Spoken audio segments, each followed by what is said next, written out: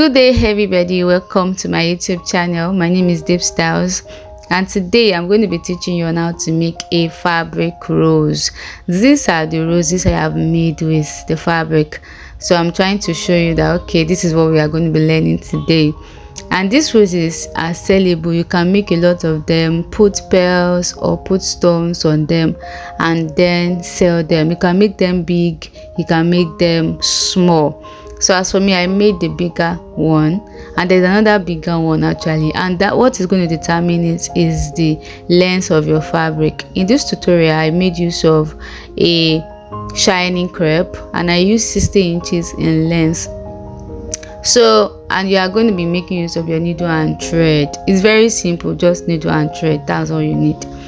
So at this point you fold your fabric into two and then you make a curvy cut at the edge, at the two edges. You have two opening at each end, so at the two edges make a cut. For the length of this fabric I used 60 inches, which is the whole length of the shiny crepe, and also for the width I used 5.5 inches. That's what I use. 5.5 quarter rather, pardon me please, 5.5 quarter. So after cutting that, make sure that your thread is long.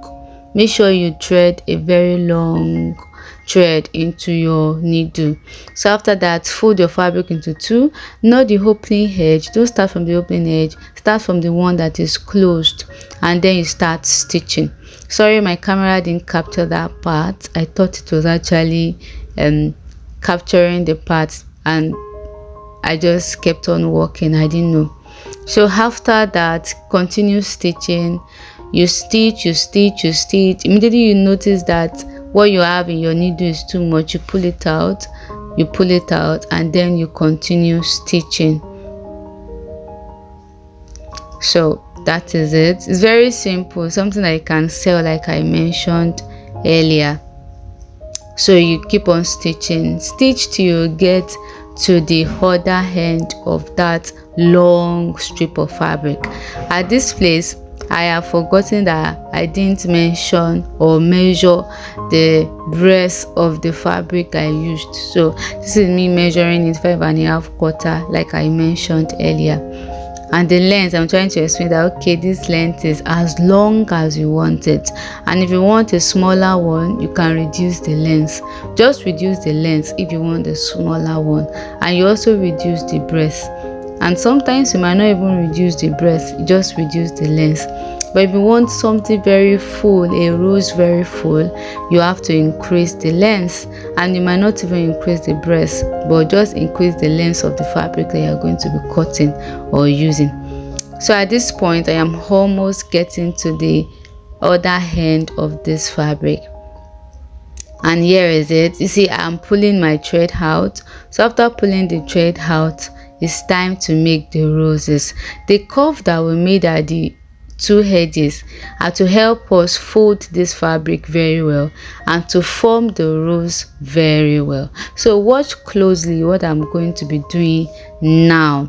Please, when you are done stitching, don't cut off your thread. Don't cut off your thread. So this is me trying to fold it. Can you see what I'm doing? Fold it that way, and then you stitch it down. The stitching is very, very important so that it will not lose out. So stitch about 2 times. I think I did about 1, or I can't remember. I think I did 2 times. I did 1 time. So you can make yours twice to make the rose very firm. So you keep on rolling it and stitching. As you roll, you stitch. As you roll, so you are rolling it around that starting point. And for me, I make sure that it is getting wide. As I roll it, I spread it at the upper part so that it will spread out. That is the one I want, but you can keep your own closed, is another design. But for me, I want my own to be opened or wide at the edge of this rose. So hold it firm and keep on stitching. You are rolling, you have made a first roll, then you keep rolling around it. As you roll, please stitch inside and outside. Stitch it, keep stitching, keep rolling and stitch. You see, I'm stitching inside and outside. The more it's becoming much in your hand, stitch inside and outside so that it will be more firm and it will not lose out. So keep on stitching, stitch it and stitch it and stitch it.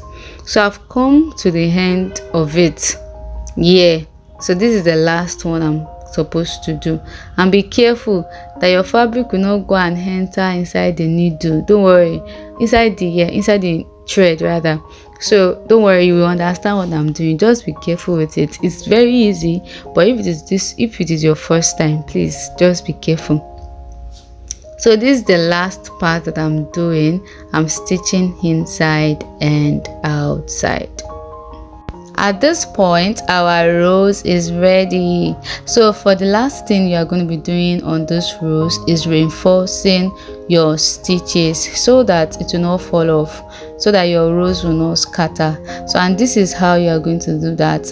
That's the last part I'm supposed to do on the rose. So I'm going to stitch that one down. So after which I'm going to locate the center of this rose, and then I'm going to put my needle inside the center and bring it out. Then you can do that like 2 times or 3 times. For me, I only did that twice because I'm still going to tack this rose on the dress. So if you are going to be making it for sale, you can just do that like 5 times so that the rose won't scatter. And at that center, that's where you're going to be adding your pearl or your stones. But for me, like I mentioned earlier, I don't need the stone or pearl because I'm still going to be adding it on the dress, and the dress didn't need that.